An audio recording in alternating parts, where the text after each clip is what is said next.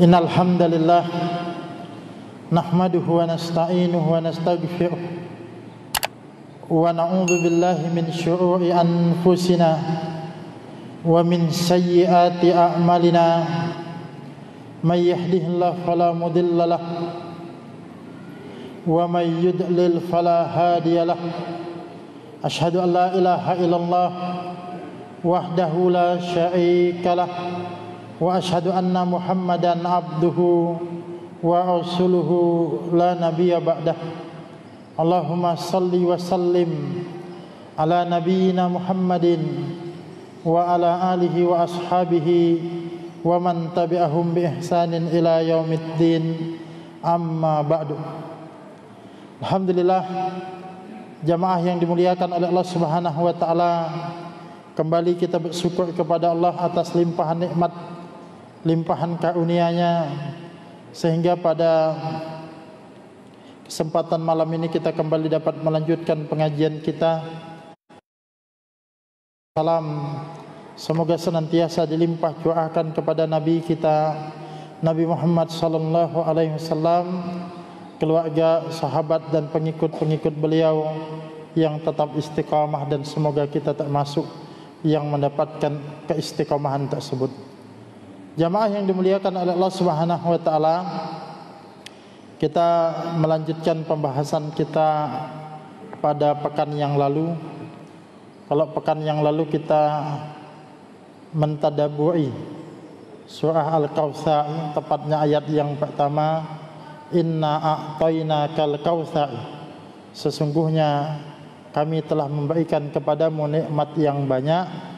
Maka di ayat yang kedua, fasalli lirabbika, maka dirikanlah salat untuk Tuhanmu, wanhar, dan berkurbanlah.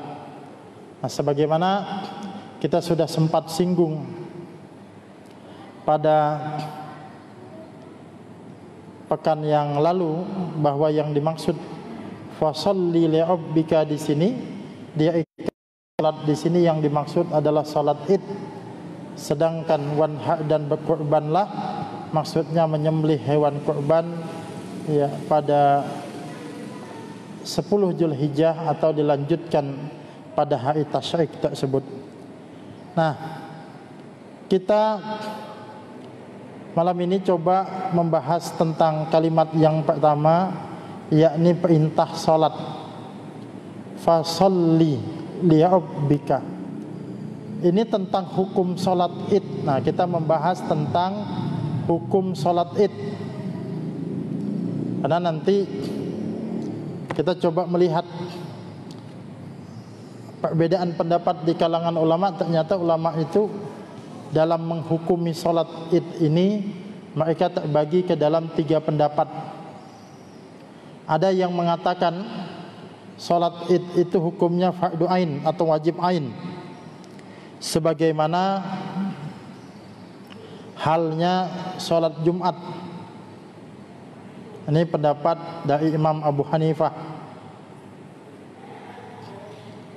Kemudian yang kedua, salat Id itu hukumnya fardu kifayah. Ya, kalau sudah sebagian melaksanakan, sebagian tak gugur dari kewajiban itu. Ini sebagaimana juga hukum salat jenazah. Ini pendapat ulama dari kalangan Hanabilah atau mazhab Hambali. Kemudian yang ketiga adalah salat Id itu hukumnya sunnah muakkadah, artinya sunnah yang sangat ditekankan.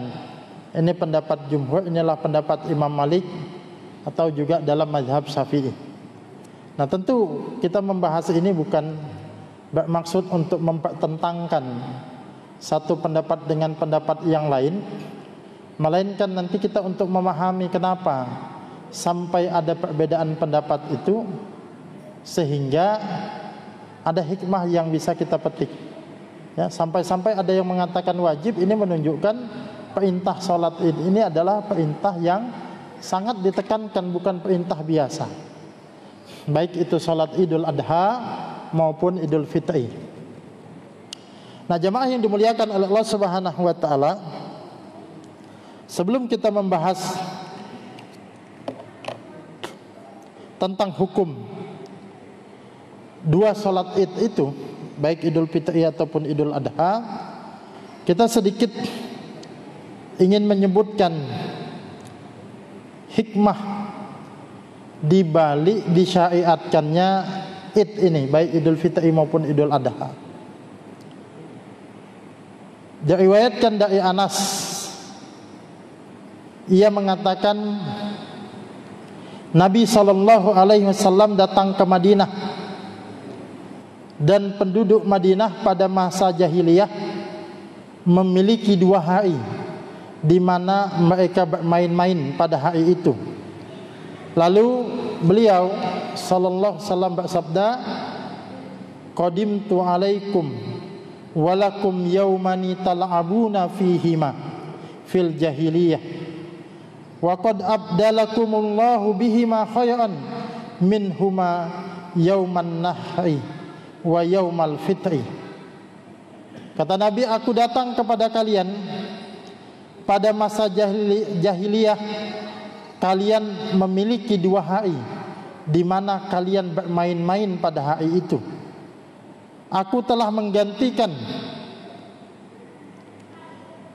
kedua hari itu untuk kalian dengan sesuatu yang lebih baik dari keduanya, yaitu Yauman Nahar, Idul Adha, dan Yaumal Fitri, yakni Idul Fitri. Hadis ini diriwayatkan oleh Imam Abu Daud, An-Nasa'i dan juga Imam Ahmad dengan sanad yang sahih. Nah, jemaah yang dimuliakan oleh Allah Subhanahu wa taala, ya, ini apa hikmah yang bisa kita petik? Bahwa Idul Adha dan Idul Fitri itu adalah hari besar umat Islam, hari rayanya umat Islam, yang di situ umat Islam bisa untuk bersenang-senang. Tentu saja dengan tanda kutip bersenang-senang dalam batas yang halal masih. Untuk menggantikan hari raya jahiliyah yang dulu ketika Nabi datang ke Madinah, ya, penduduk Madinah itu masih, ya, ikut serta dengan hari raya jahiliyah itu. Tapi setelah ditetapkannya Idul Adha dan Idul Fitri ini, maka tidak boleh lagi umat Islam untuk mengikuti hari raya jahiliyah. Nah, termasuk zaman kita saat ini, Idul Fitri dan Idul Adha itu adalah Id bagi kita, dan itu adalah agama kita. Maka tidak diperkenankan lagi kita sebagai muslim untuk mengikut hari besar agama lain, apapun jenisnya dan apapun namanya, agama apapun itu. Di luar Islam kita tidak boleh. Kita mencukupkan hari besar kita adalah hari Idul Adha dan Idul Fitri itu. Nah, jemaah yang dimuliakan oleh Allah Subhanahu wa taala, tadi dikatakan bahwa pada hari itu orang jahiliyah itu bermain-main, pada hari itu bersenang-senang. Maka umat Islam pun, maka prinsipnya kita Idul Adha dan kemudian Idul Fitri itu ada satu kegembiraan, ada satu wujud senang dan kebahagiaan. Makanya kalau kita lihat, ya, di syariat Idul Fitri dan Idul Adha itu, kalau di Idul Fitri kita mengetahui ada nanti syariat zakat fitri atau yang kita kenal dengan zakat fitrah yang mesti ditunaikan sebelum sholat Id. Itu kan kalau kita merujuk di dalam hadis, hikmah disyariatkan zakat fitri itu adalah supaya orang-orang miskin pada waktu itu berkecukupan dan tidak meminta-minta pada Idul Fitri itu. Artinya mereka bisa ikut senang-senang, bisa ikut makan yang cukup pada hari Idul Fitri itu. Nah, sedangkan di Idul Adha kita mengetahui ada syariat penyembelihan hewan kurban. Di situ juga menunjukkan ada satu hikmah bahwa bagaimana kegembiraan kita juga kemudian makan di hari Idul Adha itu. Itu wujud kesenangannya. Tapi tentu saja kesenangan di dalam Islam itu tetap dibatasi. Tadi jangan sampai melakukan sesuatu yang tidak halal, dan kesenangan itu juga jangan sampai melupakan kita untuk bersyukur kepada Allah Subhanahu wa taala, untuk beribadah kepada Allah Subhanahu wa taala. Bahkan di saat-saat kita senang itulah seharusnya kita ingat kepada Allah Subhanahu wa taala. Makanya di dalam konteks ayat yang kita bahas ini, setelah diberikan kepada kita nikmat yang begitu banyak, Allah Subhanahu wa taala memerintahkan kepada kita fasalli li rabbika, dan dirikanlah salat untuk Tuhanmu, ya. Makanya di balik kesenangan kita, di balik kegembiraan kita, di balik kebahagiaan kita, jangan lupa kita untuk bersyukur kepada Allah Subhanahu wa taala. Nah, jemaah yang dimuliakan oleh Allah Subhanahu wa taala, tadi bentuk syukur kita, beribadah kita kepada Allah di hari itu disyariatkan salat bagi kita, ya, yakni salat Id yang nanti kita sebut Idul Fitri dan Idul Adha, yang nanti secara hukum dia sama hukumnya dan kaifiatnya juga sama. Nah, kita mulai masuk, ya, ke dalam pembahasan tadi yang saya katakan ada 3 pendapat tadi, ya.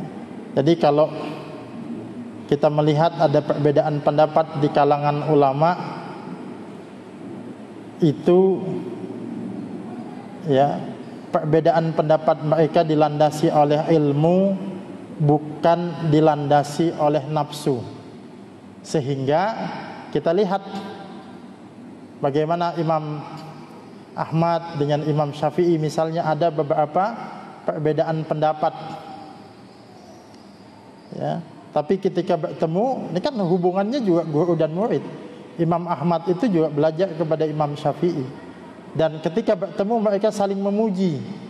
Imam Ahmad mengakui tidak ada orang yang ketemu yang lebih alim dibandingkan dengan Imam Syafi'i. Begitu juga nanti Imam Syafi'i memuji kecerdasan Imam Ahmad. Kenapa?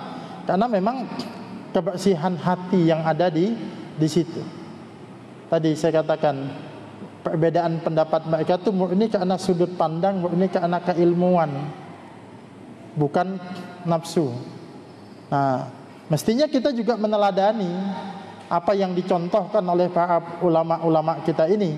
Ketika pun di tengah masyarakat kita, di jamaah kita itu ada perbedaan pendapat, maka hendaknya boleh berbeda pendapat, beda sudut pandang, tapi jangan sampai kemudian bermusuhan. Kita melihat hari ini banyak, tidak sedikit kaum muslimin yang berbeda pendapat yang menyebabkan mereka itu bermusuhan. Makanya sampai ada guyonan, ini jangan-jangan penyebab permusuhan kita ini bukan perbedaan pendapat. Sebab ulama dulu berbeda pendapat tapi tidak ada yang musuh-musuhan. Jangan-jangan musuh-musuhan ini bukan beda pendapat tapi beda pendapatan, Pak. Nah, itu yang dikhawatirkan kan gitu. Karena kalau penyebabnya adalah perbedaan pendapat, dari dulu sudah beda pendapat. Nah, ternyata katanya bukan beda pendapat, ini beda pendapatan. Nah, itu guyon aja, Pak, ya. Nah, coba kita selami di mana letak perbedaan pendapat para ulama ini. Nah, pertama, para ulama yang menyebutkan hukum salat Id ini adalah wajib ain, sebagaimana nanti kedudukannya seperti salat Jumat. Dalil-dalil yang mereka bawakan adalah yang pertama, ayat yang kita sebutkan tadi, surah Al-Kautsar tadi, fasalli li rabbika wanhar, maka dirikanlah salat untuk Tuhanmu dan berkurbanlah. Ya. Di sini mereka mengatakan ini ayatnya mengandung perintah, dan hak asal hukum dari perintah itu adalah wajib, dan tidak ada keterangan yang kemudian membawa perintah ini menjadi sunnah. Bahkan mereka menyatakan, ya, hadis-hadis yang lain, fakta-fakta yang lain menunjukkan memperkuat hukum salat Id itu adalah wajib. Ini pendapat yang pertama, dalil yang pertama yang mereka. Kemudian alasan yang lain yang mereka bawakan adalah Nabi SAW selalu mengerjakan salat Id ini pada kedua hari raya dan tidak pernah meninggalkannya. Demikian pula dengan para khulafaur rasyidin dan pemimpin umat Islam setelahnya. Ya. Sejak salat Id ini disyariatkan oleh Nabi, Nabi selalu melaksanakannya. Tidak sekalipun Nabi pernah meninggalkannya. Begitu juga pemimpin khalifah-khalifah setelahnya, khulafaur rasyidin, kemudian pemimpin-pemimpin umat Islam setelahnya itu tetap melaksanakan salat Id. Tidak ada yang pernah meninggalkan. Karena kalau seandainya ini bukan sesuatu yang wajib, mungkin saja mereka meninggalkan. Rasulullah mungkin saja meninggalkan karena khawatir dianggap wajib. Sebagai contoh pembandingnya, ya, itu ketika sholat tarawih kan, sholat tarawih maka Nabi 3 malam saja sholat di masjid. Lalu kemudian ditunggu malam berikutnya Nabi tidak keluar. Karena apa? Karena dikhawatirkan nanti diwajibkan menjadi wajib. Ini menunjukkan kedudukan sholat tarawih itu bukan wajib, karena Nabi pernah meninggalkannya. Maksudnya pernah tidak datang ke masjid. Ini menunjukkan hukumnya sunnah. Sementara sholat Id itu tidak sekalipun ada riwayat yang menerangkan Nabi pernah meninggalkannya. Tidak juga sahabat-sahabat pernah ada yang meninggalkannya. Ini menjadi alasan kata mereka wajib. Kemudian alasan yang berikutnya adalah perintah Nabi SAW kepada wanita untuk keluar mengerjakan sholat Id. Ya, jadi diperintahkan untuk para wanita itu keluar melaksanakan sholat Id. Dan gadis yang sedang dipingit atau yang sedang haid juga diperintahkan untuk mendatangi lapangan tempat sholat, sekalipun mereka tidak mengerjakan sholat, disuruh mendengarkan khutbah saja. Dia mereka agak mengambil posisi, mungkin kalau di lapangan itu jauh, ya, tidak di dekat tempat sholat, tapi mereka dihimbau untuk keluar. Nah, itu diantaranya adalah hadis dari Ummu Atiyah yang diriwayatkan oleh Imam Bukhari dan Muslim. Ummu Atiyah mengatakan, amarna Rasulullah sallallahu alaihi wasallam an nukhrija fi iddain al-awatiqa wal haidha liyashhadna al-khayra wa da'watal muslimina wa ta'tazila al-huyyadu al-musalli. Rasulullah sallallahu alaihi wasallam menyuruh kami keluar menghadiri salat Id bersama budak-budak perempuan dan perempuan-perempuan yang sedang haid untuk menyaksikan kebaikan-kebaikan dan mendengarkan khutbah. Dan bagi wanita yang sedang haid disuruh menjauhi tempat salat. Argumentasinya begini, kita mengetahui ketika salat 5 waktu, wanita itu ya salatnya di rumah. Walaupun kalau mau ke masjid boleh, tapi mereka bahkan diutamakan lebih baik salatnya itu di rumah. Tapi ketika salat Id, mereka itu disuruh keluar, ya. Bahkan gadis-gadis yang dipingit, wanita-wanita haid, apalagi wanita haid misalnya, yang mereka tidak sholat, tidak boleh sholat, tapi mereka tetap diperintahkan untuk mendatang Id walaupun mengambil posisi yang jauh dari tempat sholat untuk mendengarkan khutbah. Nah, ini menjadi alasan bagi ya pendapat yang pertama ini, yang mengatakan bahwa ya sholat itu wajib, karena kalau tidak wajib tidak sampai sedemikian rupa Nabi memerintahkan para wanita itu untuk mendatangi sholat Id tersebut. Dan Nabi SAW juga memperhatikan para wanita yang tidak punya jilbab untuk meminjamkannya kepada saudaranya. Jadi gini, kan tadi wanita disuruh mendatangi sholat Id. Lalu bagaimana dengan wanita-wanita yang tidak memiliki jilbab, ya, sehingga mereka bisa keluar tadi? Nabi disuruh oleh Nabi saudara-saudaranya yang lain meminjamkan. Ini sebagaimana disebutkan bahwa di antara sahabat perempuan, sahabat wanita berkata kepada Rasulullah, "Ya Rasulullah, la tajidu ihdana jilbaban tahruju fihi." Faqala sallallahu alaihi wasallam, "Litulbisha ukhtuha min jilbabiha." Wahai Rasulullah, di antara kami ada yang tidak mempunyai jilbab. Karena tidak punya jilbab, ya tidak bisa keluar untuk mendatangi tempat sholat Id, ya. Lalu Rasulullah sallallahu alaihi wasallam menjawab, hendaklah saudaranya memberikan atau meminjamkan jilbab kepadanya. Hadis riwayat Imam Ahmad. Nah, apa pesannya? Jamaah yang dimuliakan oleh Allah Subhanahu wa taala, pesannya adalah sampai-sampai orang yang tidak punya jilbab sekalipun disuruh minjamkan supaya dia bisa datang ke tempat sholat Id. Ini menunjukkan perintah yang sangat, sehingga alasan ini kata mereka, pendapat yang pertama menghukumi wajib. Kemudian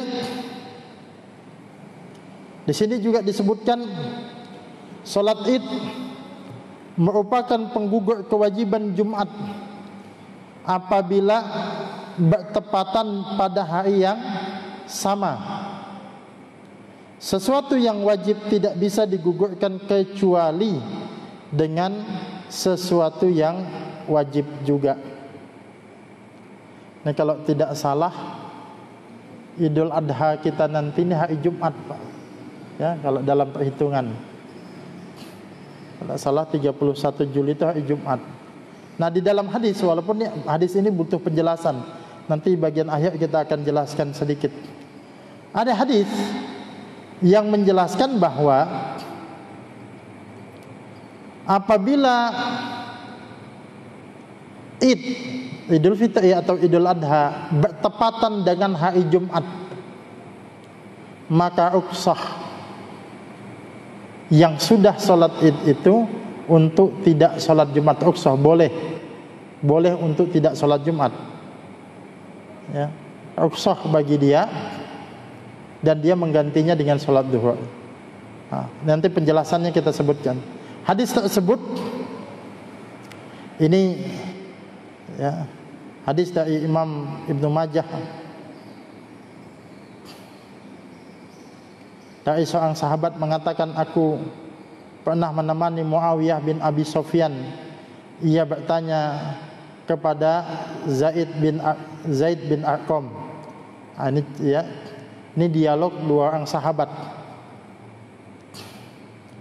Muawiyah bertanya, ashhidta ma'a Rasulullah sallallahu alaihi wasallam idain ijtama'a fi yaumin. Apakah engkau pernah menyaksikan Rasulullah sallallahu alaihi wasallam bertemu dengan dua Id dalam satu hari? Maksudnya Idul Fitri dengan hari Jumat atau Idul Adha dengan hari Jumat. Karena Jumat ini juga Id, hari raya kita. Pernah enggak Id itu jatuh di hari Jumat, kata Muawiyah. Lalu, ya, qala Zaid bin Arqam tadi menjawab, na'am, iya, pernah. Qala, kemudian Muawiyah berkata lagi, fa kaifa sana'a. Lalu apa yang dilakukan Rasulullah ketika itu? Bagaimana yang dilakukan Rasulullah, ya, ketika Id itu bertemu dengan hari Jumat?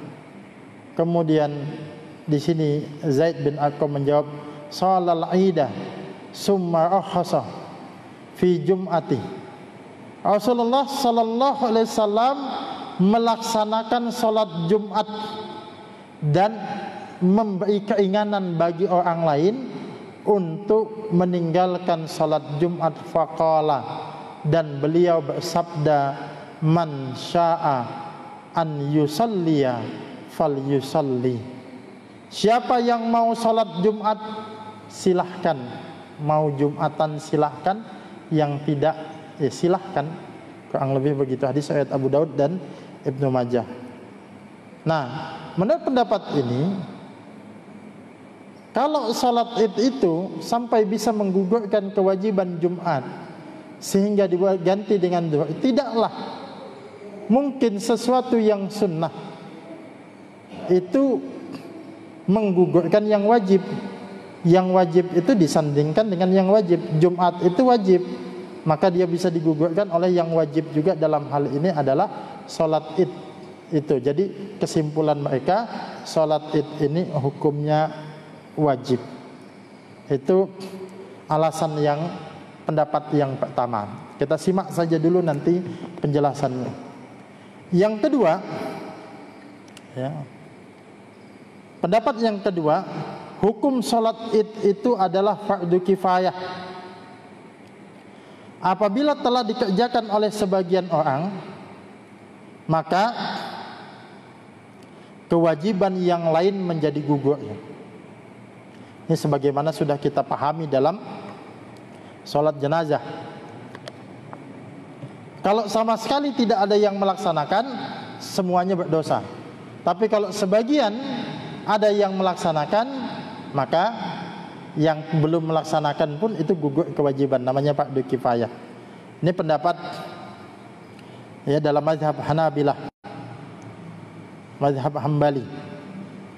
Mereka juga dalil yang digunakan oleh pendukung pendapat pertama. Jadi dalilnya sama wajib. Akan tetapi mereka mengatakan hukum salat Id bukanlah wajib ain, karena tidak disyariatkan untuk mengumandangkan azan, maka hukumnya tidak wajib ain seperti halnya salat jenazah. Jika hukum salat tersebut wajib, maka wajib pula mengerjakan khutbah dan mendengarkannya seperti salat Jumat. Jadi gini,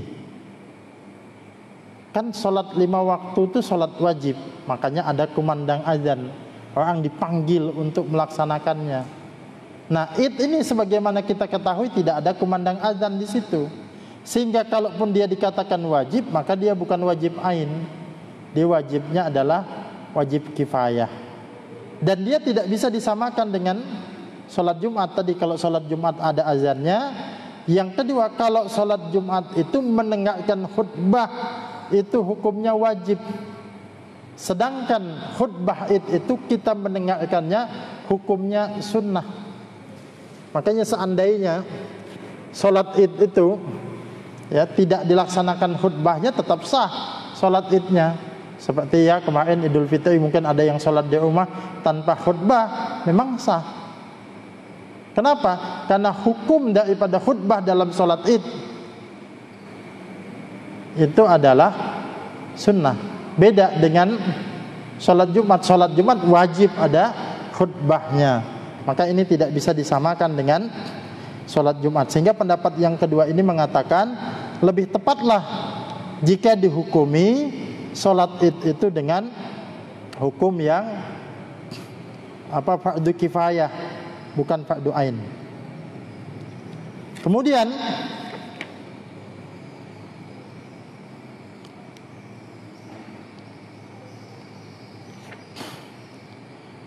pendapat yang ketiga, hukum salat Id adalah sunnah muakkad, bukan wajib.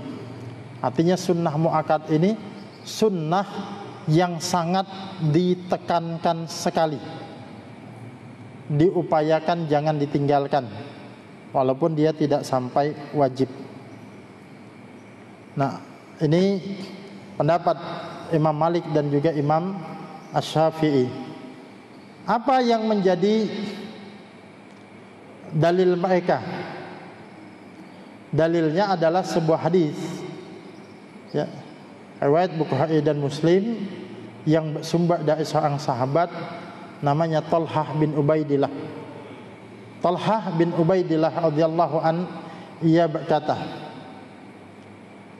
Ja'a rajulun ila Rasulillah sallallahu alaihi wasallam min ahli Najdin. Ada seorang laki-laki yang datang kepada Rasulullah sallallahu alaihi wasallam. Beliau ini ahli Najd, penduduk Da'i Najd. Sa'i'u ra'si, rambutnya itu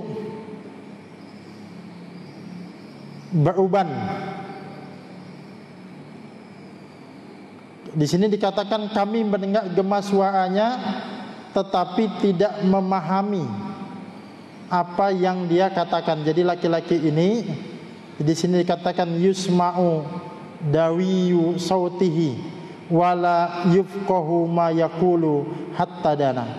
Dari dia ngomong itu kedengaran kayak mengatakan sesuatu tapi kami tidak paham sampai dia mendekat, sampai kami mendekat, katanya si Talhah ini. Setelah mendekat baru kemudian dipahami apa yang dia ucapkan, ya. Ternyata yang diucapkannya itu bertanya tentang Islam. Fa idza huwa yas'alu anil Islam, dia bertanya tentang Islam. Faqala Rasulullah sallallahu alaihi wasallam, lalu Rasulullah sallallahu alaihi wasallam menjawab, khamsu salawatin fil yaumi wa lailatin. Bertanya tentang Islam, pertama yang dijawab oleh Nabi, Islam itu wajib menjalankan salat 5 waktu, ya, pada siang dan malamnya, atau salat 5 waktu sehari semalam.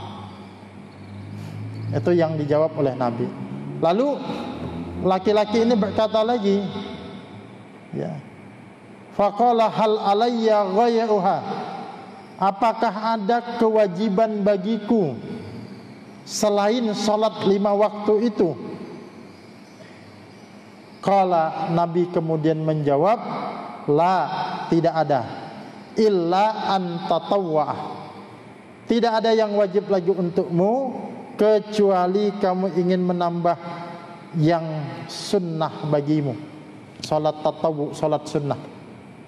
Nah, nanti ada lagi dia bertanya tentang puasa, ya, dan seterusnya. Tapi yang kita bahas tentang salat di sini, Nabi ketika ditanya tentang salat yang diwajibkan, Nabi menjawab salat 5 waktu, ya. Apakah ada selain itu? Nabi mengatakan tidak ada, kecuali kamu ingin menambah yang tatawu, menambah yang sunnah selain yang wajib. Ini yang menjadi alasan pendapat yang ketiga, bahwa hukumnya adalah sunnah muakkad. Kemudian alasan mereka yang kedua sama tadi dengan pendapat yang kedua tadi, mengatakan di sini tidak ada syariat untuk mengumandangkan azan, maka tidak wajib. Jadi kedudukannya itu sama seperti sholat duha. Sholat duha itu kan tidak ada azan, tidak ada ini, dikerjakan pada waktu duha juga, maka dia di situ tidak wajib. Nah, jamaah yang dimuliakan oleh Allah Subhanahu wa taala, tentu masing-masing punya argumen. Kalau di dalam Sahih Fikih Sunnah ini, Abu Malik bin Said Salim justru memilih pendapat yang pertama, yang pendapat yang mengatakan wajib. Tapi kalau di kita mayoritas jumhur itu mengatakan bahwa itu adalah sunnah muakkad.